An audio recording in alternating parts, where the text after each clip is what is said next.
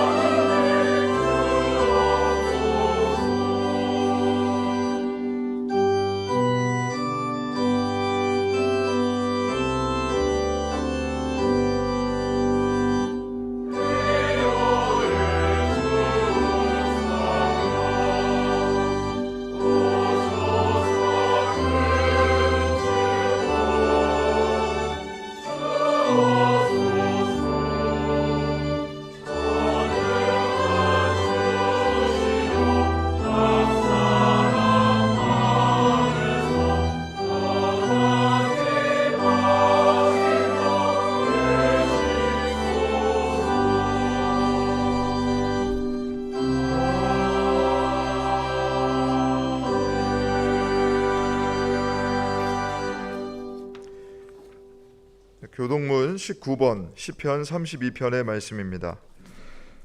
허물의 사함을 받고 자신의 죄가 가려진 자는 복이 있도다.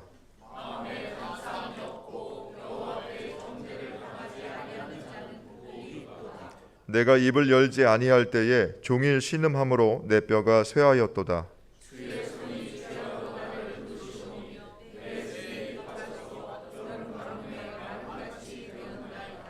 주께 내 죄를 아뢰고 내 죄악을 숨기지 아니하였더니 이로 말미암아 모든 경건한 자는 주를 만날 기회를 얻어서 주께 기도할지라.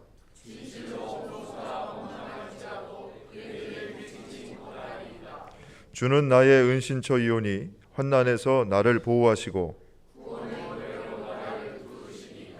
너희 의인들아 여호와를 기뻐하며 즐거워할지어다.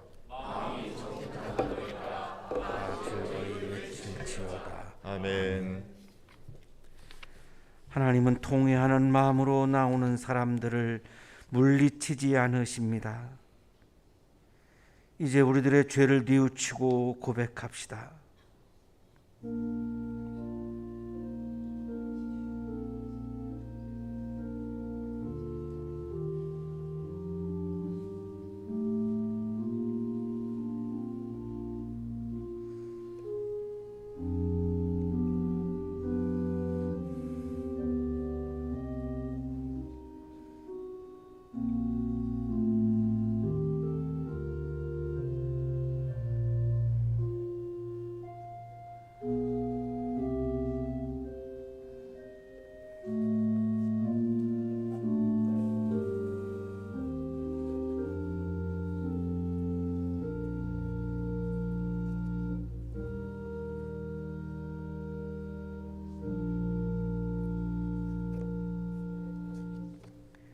우리가 우리 죄를 자백하면 하나님은 신실하시고 의로우신 분이셔서 우리 죄를 용서하시고 모든 불의에서 우리를 깨끗하게 해주실 것입니다.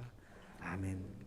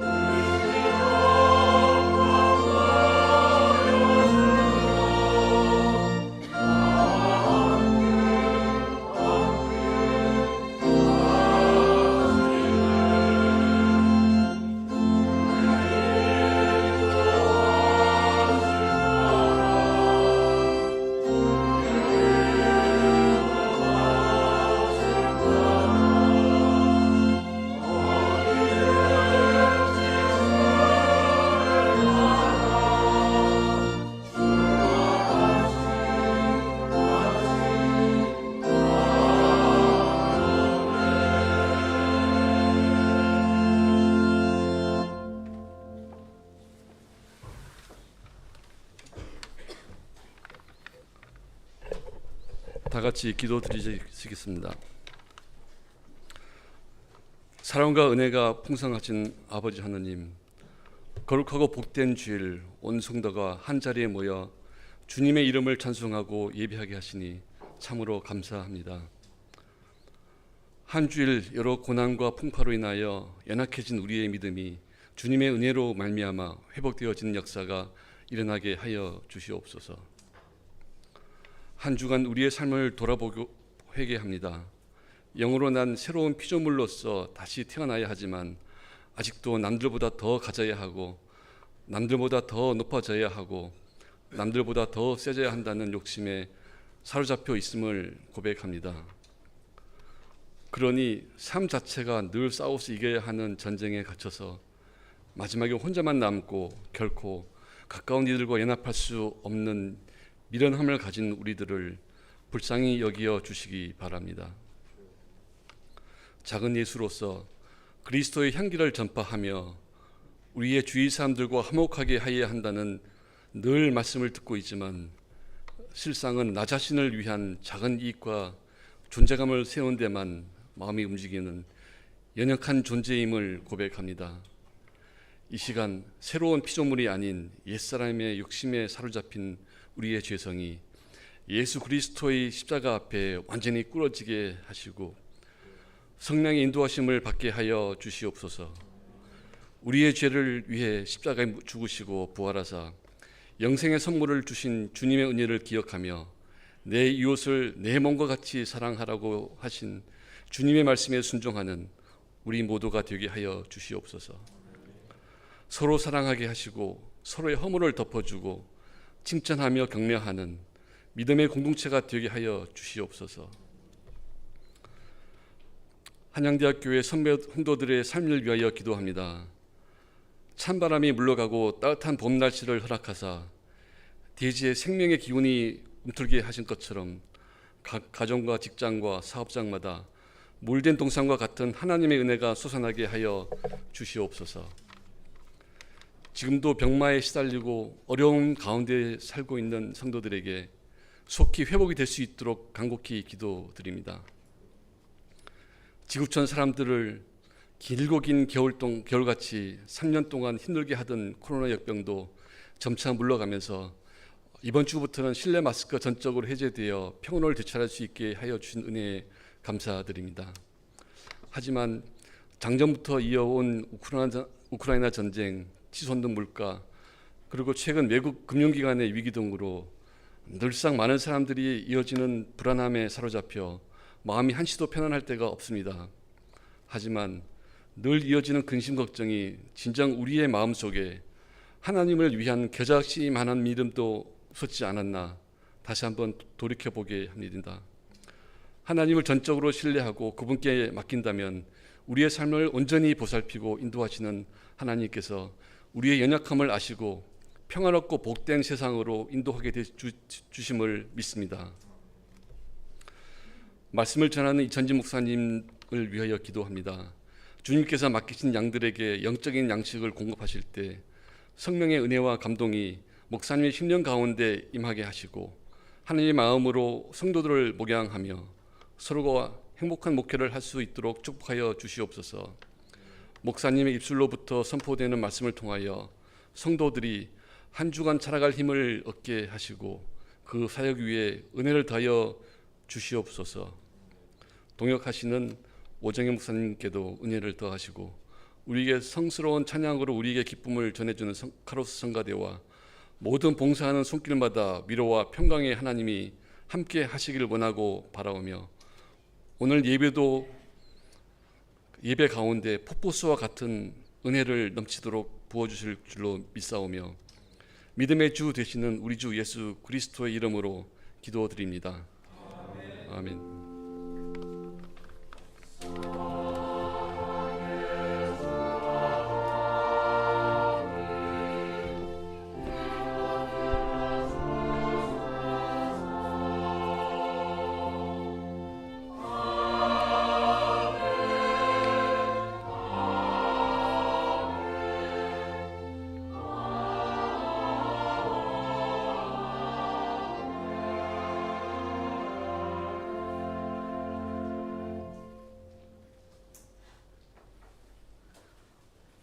성서봉독 그린도후서 5장 16절에서 21절까지 말씀입니다.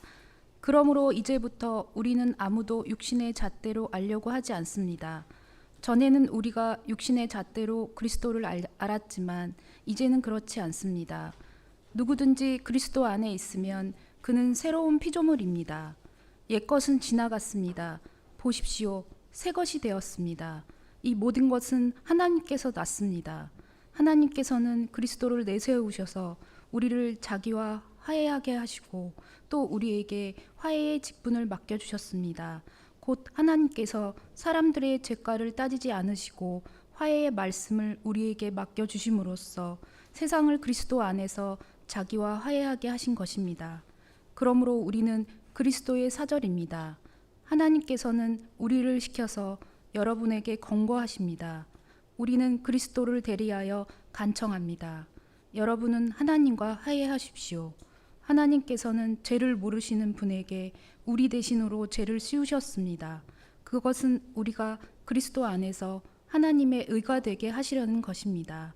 서신서의 말씀입니다.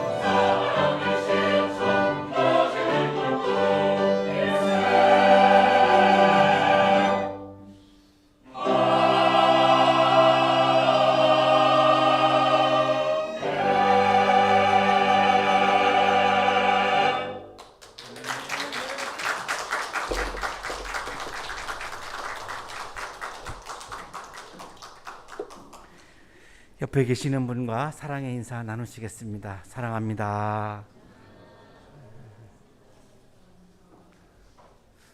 오늘 도로에 교통 통제하는 곳이 많아서 오시는데 굉장히 어려움이 있었고 또 수고를 많이 하신 것 같습니다. 우리 다시 한번 인사하겠습니다. 보고 싶었습니다.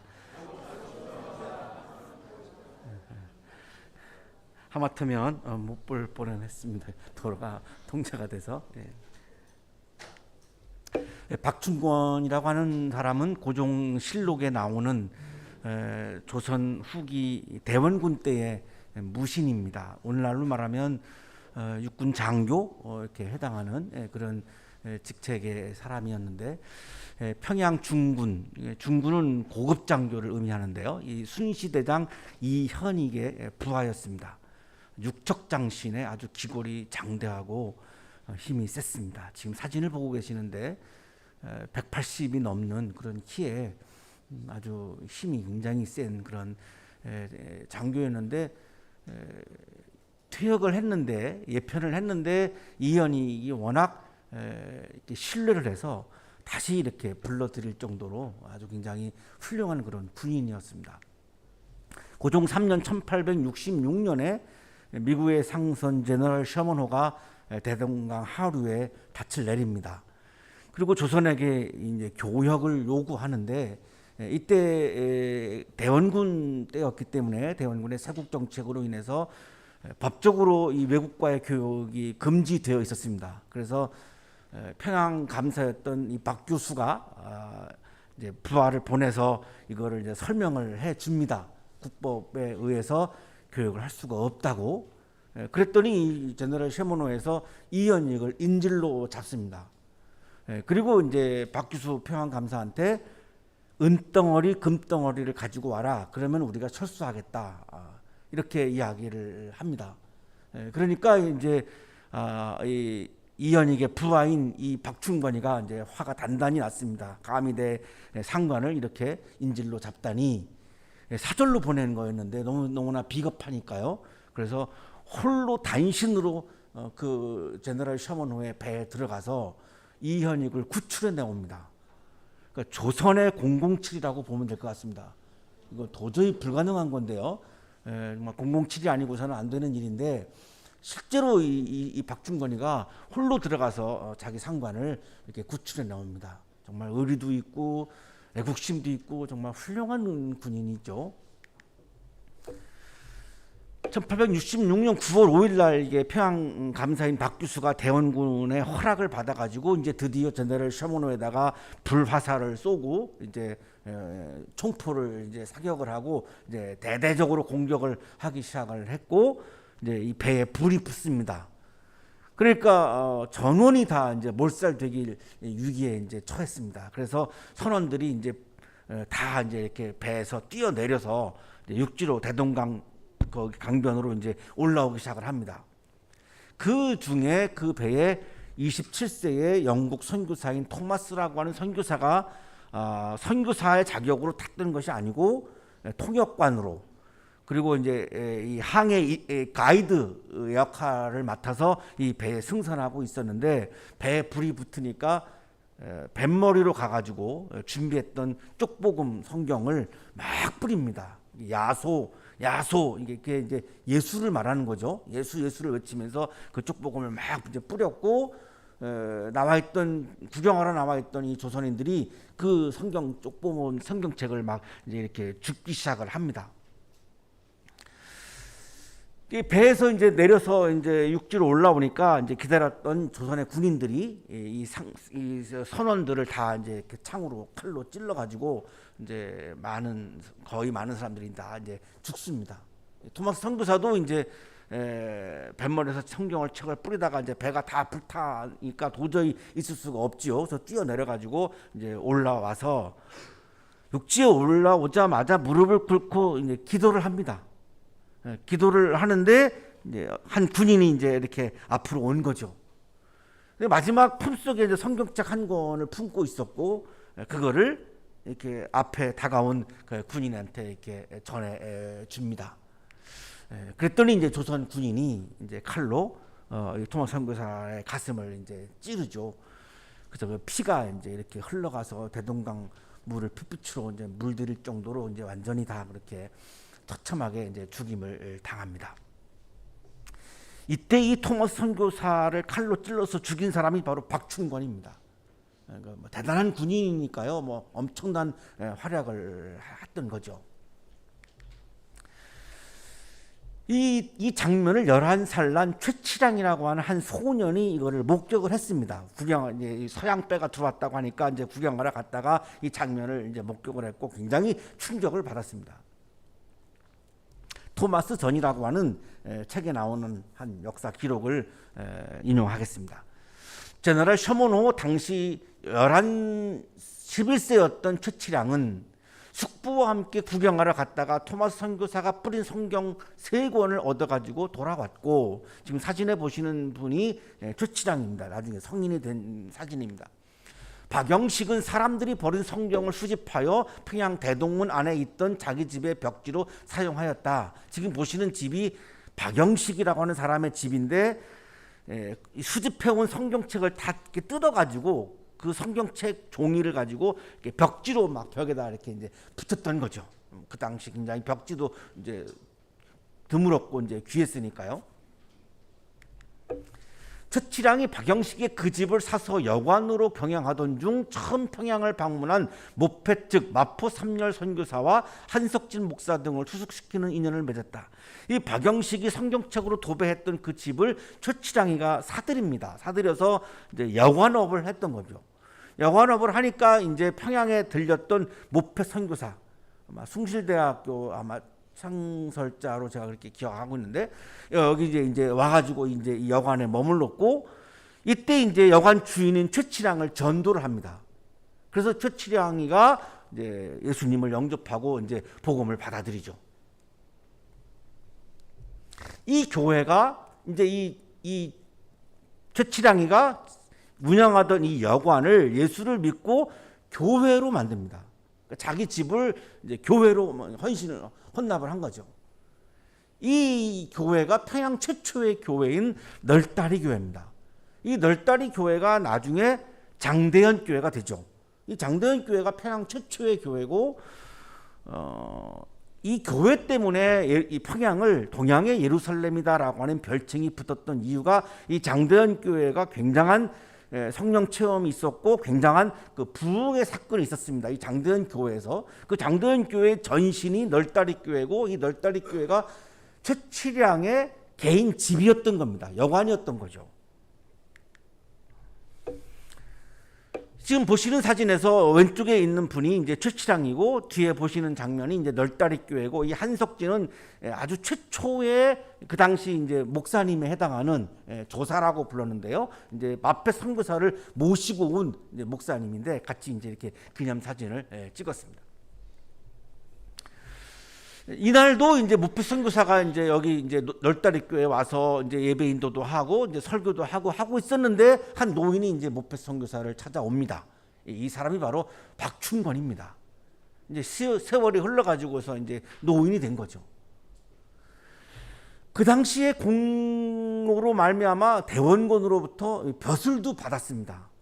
대원군이 굉장히 칭찬했고, 대원군이 아주 너무너무 격려했던 그런 이제 장교였고, 또 퇴역했는데도 불구하고 다시 군대 들어와서 그 제너럴 셔먼호를 막아낸 거니까 대원군이 볼 때는 뭐 아주 국가 영웅이었던 거죠.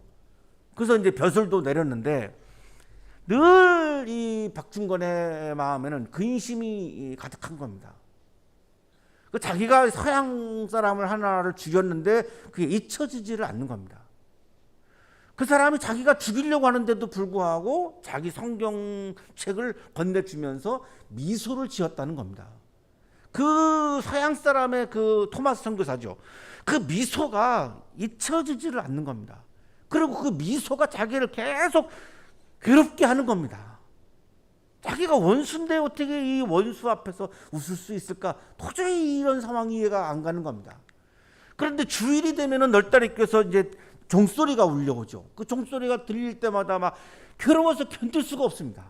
그래서 견디다 못해 이제 교회를 찾아온 겁니다. 그리고 이제 모페 선교사를 만나서 울면서 자기의 죄를 다 털어놓고, 그 토마스라고 하는 외국인을 살해했던 그 장면을 다 털어놓고 회개를 하고 자기의 죄를 고백을 하고 모페 선교사로부터 세례를 받습니다. 홀로 들어가서 자기의 상관을 구출해 낼 정도의 그런 열정이 있었던 사람이니까요. 이 사람이 예수님을 영접하고 복음을 받아들이고, 예수님을 영접하고 복음을 받았다라고 하는 의미는 이제 삶의 기준을 바꿨다는 거죠. 그동안은 이제 내가 중심이었는데 예수가 중심을 바꿨다는 의미입니다. 그러고 나니까 그 예수님에 대한 열정이 엄청나니까 굉장한 전도를 한 겁니다. 그래서 이 널다리 교회가 부흥해가지고 이제 장대현 교회가 되고, 그 유명한 길선주 목사님이 거기서 이제 담임 목회를 했고, 이 박춘권의 활약에 의해서 장대현 교회가 어마어마하게 부흥을 하고 성장을 했던 겁니다. 그래서 평양 최초의 교회로서 오늘날 그렇게 유명한 교회로 역사에 지금 기록이 됐는데, 거기에 결정적인 역할을 한 게 이 박춘권입니다. 회개하고 예수님을 자신의 마음의 중심에 영접을 했더니 삶의 기준이 바뀐 거예요. 그동안에는 벼슬이 가장 주된 관심사였고, 이 벼슬이 나에게 가장 중요하다고 생각했는데, 지금은 예수님이 중요한 거예요. 예수님보다 더 중요한 게 없는 거예요. 그러니까 벼슬이라고 하는 외적인 것을 추구하는 삶으로부터 내면의 아름다움을 추구하는 정말 진정한 그리스도인으로 존재가 바뀌고 삶이 바뀐 거예요. 그랬더니 그 근심이 사라지고 기쁨이 가득함을 경험을 하고 그거를 만나는 사람들한테 다 간증을 하고 증거를 이제 하면서 전도를 했던 거죠. 박충건은 그리스도 안에서 새로운 존재로 변화되는 것을 경험합니다. 그리스도 안에서 내가 그리스도 안으로 들어갔더니 계속 성경을 읽었고 그 괴로워하는 것도 결국은 어떤 신앙적인 그런 그 고뇌였는데 이 그리스도 안으로 들어갔더니 자기의 존재가 바뀌고 자기의 중심이 바뀌고 기준이 바뀌고 삶이 바뀌었던 것을 이제 아주 뼈저리게 경험을 했고 그 경험이 장대현 교회를 부흥시키는 데 굉장한 씨앗이 되었던 거죠. 지금 보시는 사진이 널다리 교회고 지금 보시는 사진은 이제 장대현 교회입니다. 장소를 약간 그 옆으로 옮겨 가지고 이렇게 예배당을 이제 크게 세웠고 지금 보시는 장면이 이제 완성된 장대현 교회 모습입니다. 지금 원안에 있는 분이 이제 모펫 선교사이시고 모펫 선교사의 왼쪽에 있는 분이 그 유명한 이제 길선주 목사님, 독립선언문 33인 민족 대표 중에 한 분이었던 그런 분입니다. 박충건은 그리스도 안에 들어감으로 인해서 어떤 변화가 있었는가? 생명을 해치는 사람으로부터 생명을 살리는 새로운 존재로 변화되는 것을 경험합니다. 사람이 바뀌는 것은 굉장히 어렵다는 말을 우리가 많이 하죠. 여간에서 사람이 안 바뀐다는 말을 합니다. 살아가면서 우리가 내가 이런 건 좀 바뀌었으면 좋겠다, 이렇게 변화가 왔으면 좋겠다라고 생각을 해보지만 정말로 어렵습니다. 사람이 변한다라고 하는 게 그렇게 어렵습니다. 그런데 그리스도 안으로 들어가면 존재가 바뀌는 것을 경험한다는 것을 우리들에게 보여주고 있습니다. 오늘의 성서일과 본문은 그리스도 안으로 들어가서 내 마음의 중심에 예수님의 말씀을 채우고 예수님의 말씀이 내 삶의 중심이 될 때에 내가 새로운 존재로 변화할 수 있다라고 하는 그 진실을 알려주시는 그런 말씀입니다. 오늘 말씀의 배경은 고린도 교회입니다. 바울이 세운 교회고 바울이 목회했던 교회인데 이 바울을 대적하는 사람들이 등장합니다. 어디든지 이제 공동체가 이렇게 잘 세워지고 그러면 또 이거를 공동체를 허물려고 하는 사람이 나타납니다. 어디든지 있습니다. 없는 곳은 어디에도 없어요. 어디든지 다 있습니다. 이 고린도 교회도 역시 마찬가지였습니다. 이들은 외적인 것을 중요하게 여겼습니다. 이 고린도후서 5장 12절에 이 바울을 대적하는 사람들이 외적인 것을 중요하게 여기는 근거가 나옵니다. 그래서 속에는 자랑할 것이 없으면서도 내면에는 아름다운 것도 없고 자랑할 만한 것도 없었다는 거죠. 겉으로만 자랑하는 사람들에게 외적인 것만 막 자랑하는 사람들이었다는 겁니다. 이 바울을 대적하는 사람들이 자랑하는 외적인 것은 고린도후서를 읽어보면 몇 가지가 나오는데 첫 번째가 지식입니다. 아마도 이제 그리스 철학에 이제 능통한 사람들이 이제 고린도 교회에 나왔으니까 그 철학적인 배경 백그라운드가 굉장히 단단하기 때문에 굉장히 지식이 많았던 사람들이도 그 지식을 자랑하는 거죠. 출신. 그 중에는 대부분이 또 유대인들이 있었습니다. 그러니까 나는 유대인이야 라고 하는, 유대인은 문명인이고 유대인이 아닌 사람들은 다 야만인이야, 이게 유대인들의 생각이기 때문에 유대인이라고 하는 출신을 또한 자랑하는 사람들이 있었고, 그 중에는 또 이제 이 신앙을 체험한 사람들이 있었는데 환상과 계시를 경험한 사람들, 또 기적을 일으키는 능력을 경험한 사람들이 당연히 있을 수밖에 없습니다. 이런 것들을 자랑을 했다라고 하는 겁니다. 이것에 대해서 바울의 이야기는 하나님은 마음을 보시지 외모를 보시지 않기 때문에 지식이나 출신이나 환상과 계시나 뭐 이적의 능력이나 이런 거는 하나님과는 아무런 관계가 없는 사람의 자랑일 뿐이다라고 강조를 합니다. 그건 진정한 영적인 세계에서는 자랑거리에 해당이 되지 않는다는 겁니다. 그러나 바울을 대적했던 사람들은 삶의 기준이 사람의 기준, 세상의 기준이었기 때문에 이거를 자랑거리라고 생각을 한 겁니다. 그러나 바울이 보기에는 그거는 전혀 자랑거리가 아니라는 겁니다. 왜냐하면 마음을 새롭게 하는 그리스도와 마음을 새롭게 하는 성령의 사역의 차원에서는 전혀 그것은 자랑거리가 아니기 때문에, 그거는 세상의 자랑이요, 자기 중심의 자랑이요, 옛시대의 자랑이지 영적인 세계에서는 자랑거리에 해당하지 않는다고 바울은 이제 강조합니다. 그러면서 바울 자신도 굉장한 학식이 뛰어났던 사람이고 유대인이고 자랑할 것이 굉장히 많죠.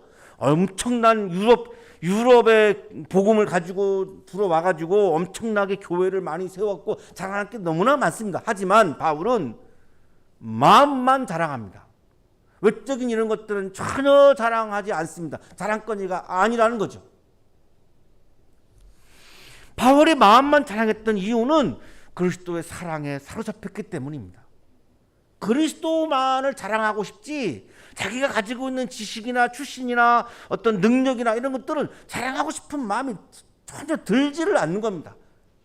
자랑거리가 아니라고 생각을 했고, 그래서 예수 그리스도만 자랑하고 마음만 자랑합니다. 내 마음에 모신 그 예수님만을 자랑하죠. 그리스도께서는 자기를 위해서 죽으셨기 때문에 이제는 자기 자신을 위해서가 아니라 오직 그리스도 그분을 위해서 나는 살아야 한다라고 하는 것을 깨달은 겁니다. 이게 바울이 체험한 새로운 존재의 체험입니다. 바울이 처음부터 그러지 않았습니다.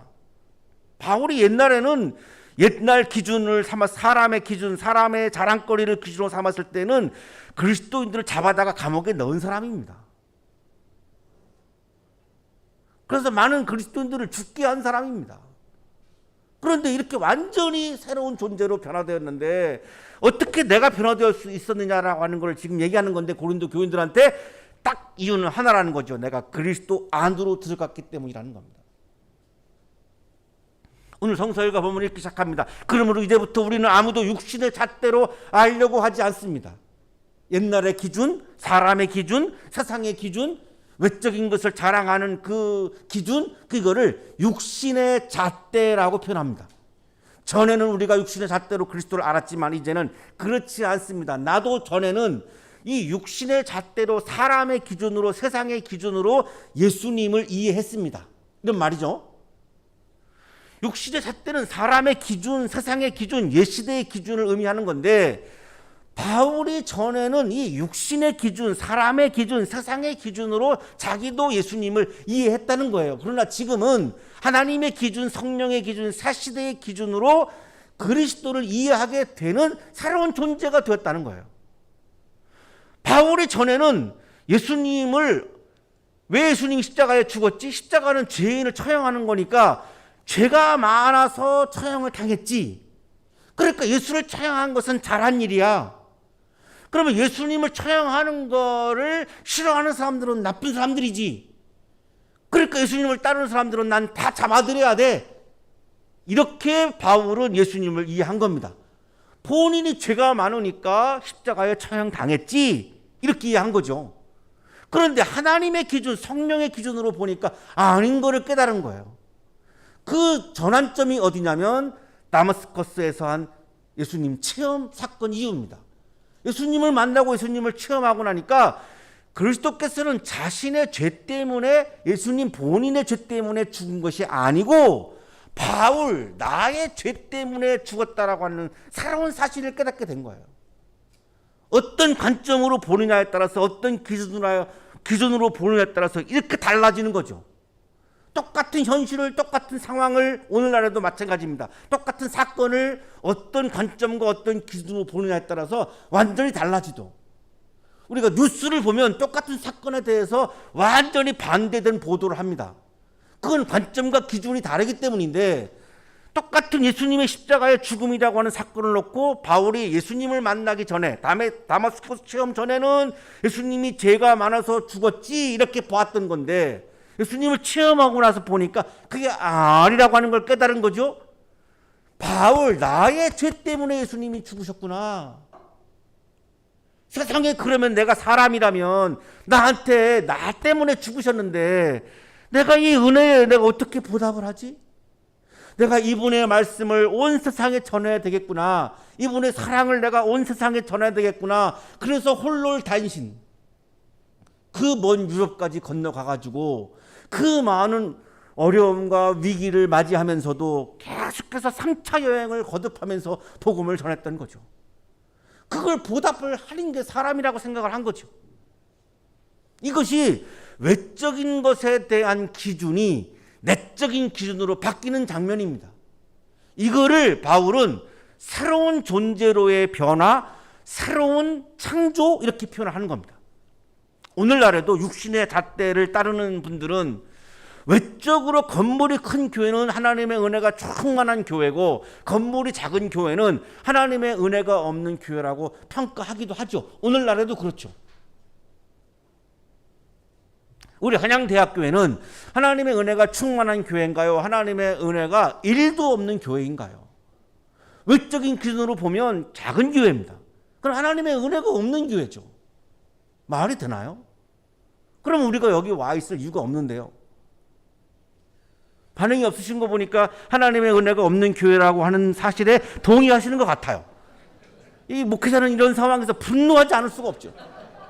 그럼 예수님이 두 사람만 모두 내가 함께 할 거야 이런 말씀을 왜 하셨습니까? 그러면 어떻게 외적인 사이즈를 가지고 하나님의 은혜가 충만하다, 하나님의 은혜가 없다, 어떻게 이렇게 판단을 내릴 수가 있습니까? 전혀 이거는 세상의 기준이지 성령의 기준이 아닌 거죠. 바울이 지금 이걸 얘기하는 거예요. 외적인 기준을 중요하게 여기는 사람들은 아직도 예수님은 나에게 물질과 명예와 권력을 주시는 분으로 이해합니다. 많은 물질, 많은 권력, 많은 명예를 내가 얻으려면 예수 믿어야지 이렇게 생각하면 아직도 그렇게 생각하죠. 이거는 성령의 기준이 아니라 하나님의 기준이 아니라 사람의 기준이요 세상의 기준인 건데, 새 시대의 기준은, 성령의 기준은, 하나님의 기준은, 예수님의 기준은 나의 마음에 주님의 말씀과 성령을 가득 채우고 그 주님을 기뻐하고 주님의 말씀을 기뻐하고 주님의 말씀을 실천하면서 오늘 살아가는 것, 그것 자체를 기뻐하는 것, 이게 하나님의 기준이요 성령의 기준이요 새 시대의 기준인 거죠. 우리 교회는 이거를 지향하는 교회입니다.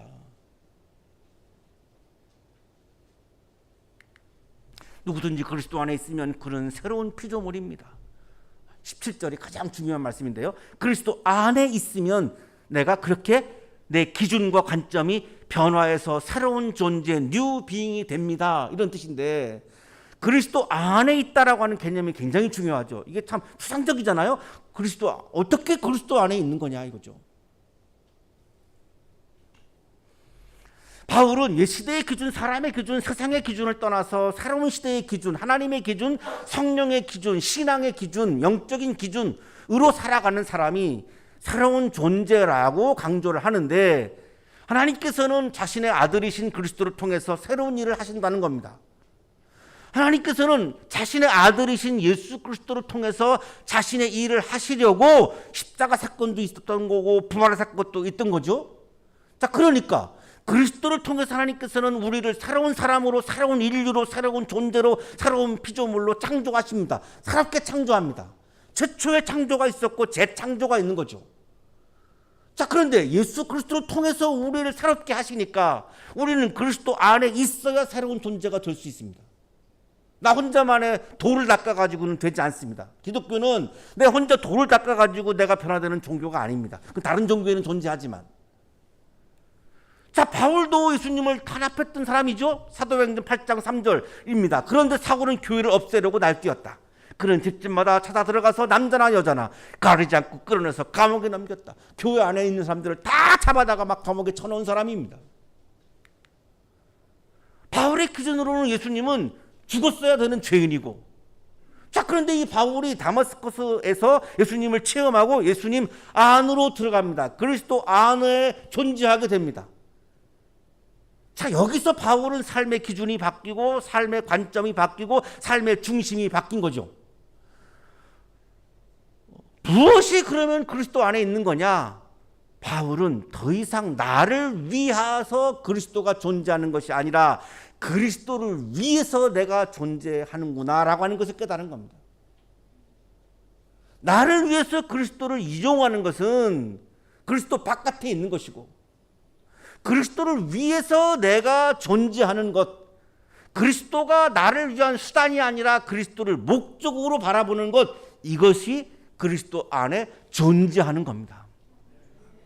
내가 기준이 아니라 그리스도가 기준입니다. 그리스도께서 나에게 물질을 많이 줄 수도 있고 조금 줄 수도 있고, 그건 주님의 기준에 따라서 하는 거지 내 기준으로 하시는 게 아닙니다. 그러니까 적게 주든 많게 주든 늘 감사할 수 있는 겁니다.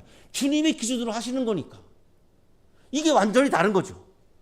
내가 중심이 되는 것은 그리스도 바깥에 있는 겁니다. 그리스도가 중심이 되는 것이 그리스도 안에 있는 겁니다. 어렵죠. 우리 모든 인간은 내 중심으로 살아가기가 쉽고 내 중심이 되고 싶어하고 다 그렇습니다. 근데 이거를 그리스도 중심으로 바꾼다? 매우 매우 어려운 일입니다. 내가 그리스도인으로 산다라고 하는 것은 어려운 겁니다. 이게 쉬운 게 아닙니다. 진짜 어려운 겁니다.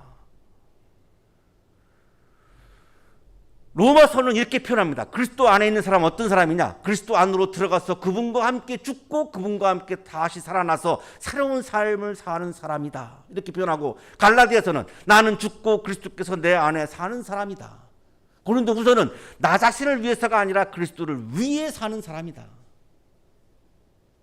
신약주석가 김판임 교수는 내 안에서 예수가 중심이 되고 겉으로는 나를 통해서 예수님이 드러나는 삶을 살아가는 것, 이것이 그리스도 안에 있는 거다. 이렇게 설명합니다.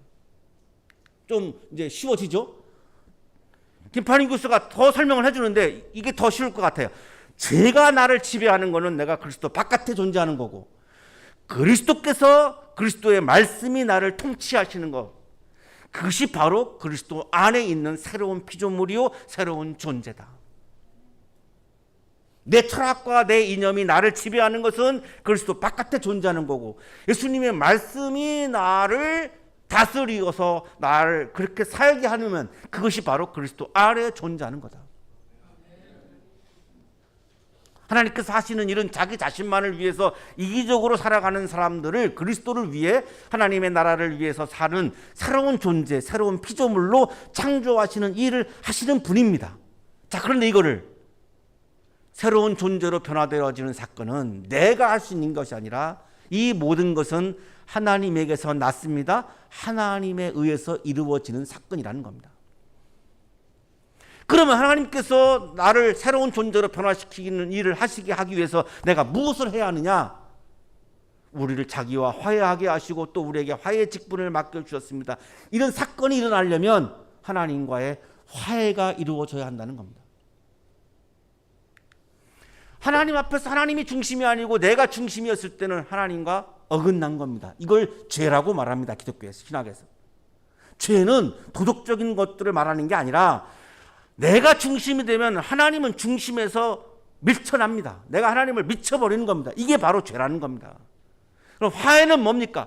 다시 내가 중심이 되는 것이 아니라 하나님이 나의 마음에, 나의 삶에, 내 존재의 중심으로 내가 모시는 것, 이게 바로 하나님과의 화해라고 말하는 겁니다.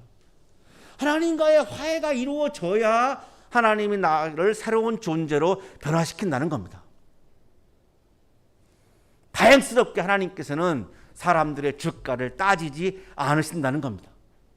죄가를 따지시면 우리는 심판을 면할 수가 없죠. 죄가를 따지지 않기 때문에 내가 죄를 지은 것들을 열거해서 괴로워할 것이 아니라 그냥 단번에 내가 중심이었던 나의 존재를 하나님의 중심으로 바꾸는 겁니다. 내가 중심이었던 나를 예수님의 중심의 존재로 바꾸는 겁니다. 이때 하나님과의 화해가 이루어지고 하나님과의 관계가 회복되어집니다.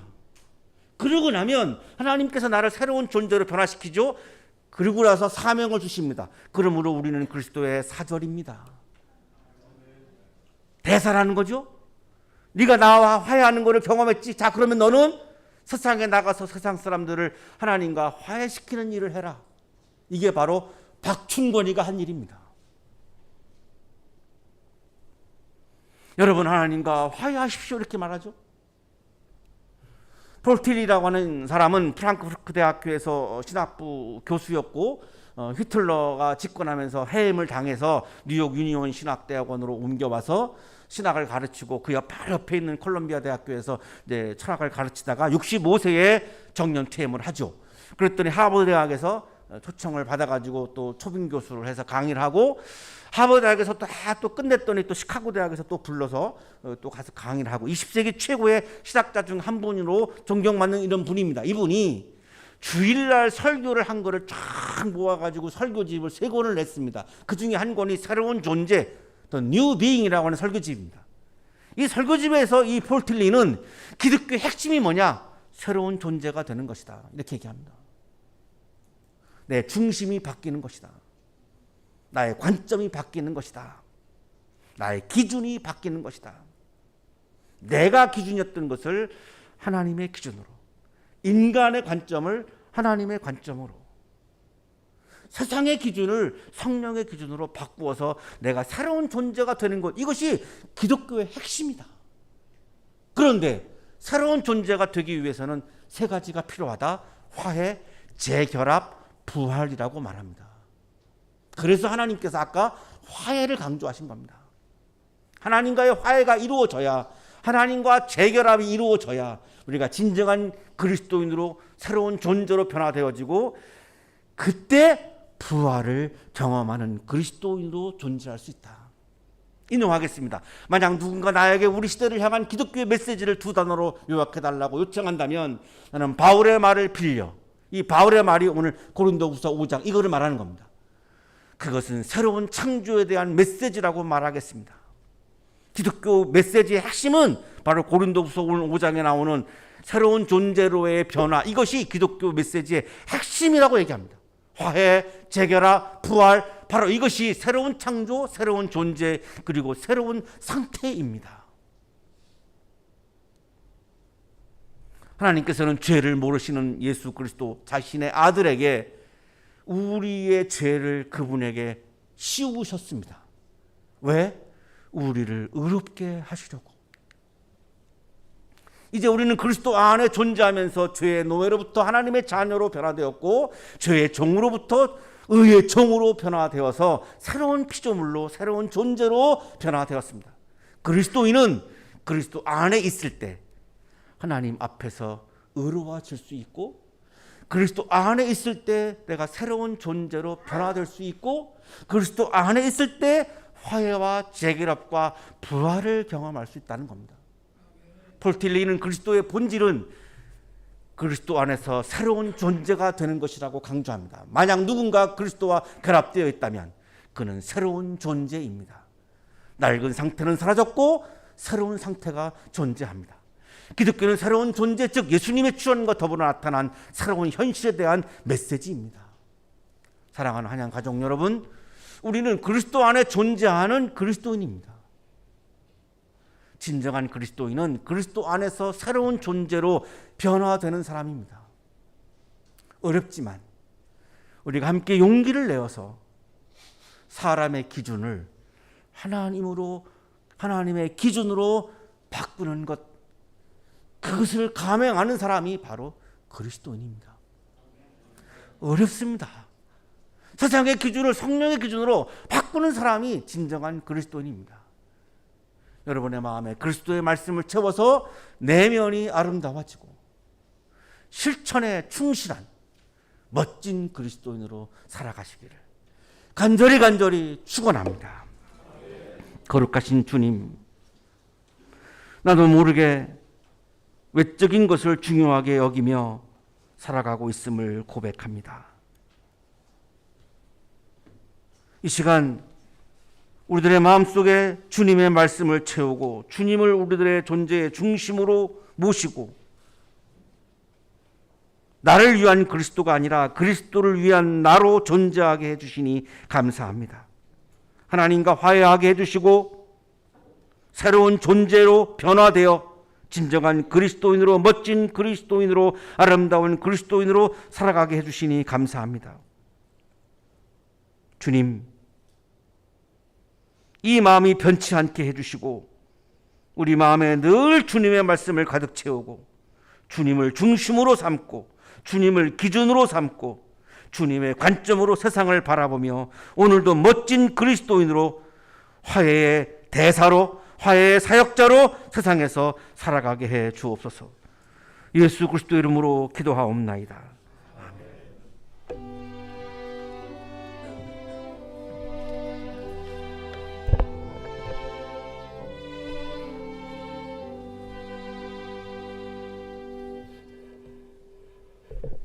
자, 교회 소식 알려드리겠습니다.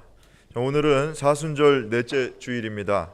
다음 주일은 사순절 다섯째 주일로 성서일과 본문 요한복음 12장 1절에서 8절까지의 말씀입니다. 자, 본문은 가지고 담임 목사님께서 마리아는 왜 예수님의 발에 향유를 부어 그분의 발을 닦았는가 라는 제목으로 말씀 전해 주시겠습니다. 주중에 본문 묵상해 주시기 바랍니다.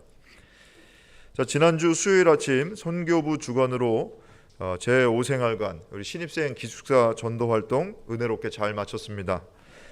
주일 예배 또 채플 홍보뿐만이 아니라 주는 이도 받는 이도 모두 마음 열고 아주 따뜻한 그런 시간 보낼 수 있었는데 전도 물품 제작해 주신 우리 여선교회 회원분들 그리고 또 기도해 주신 교우 여러분 감사를 드립니다.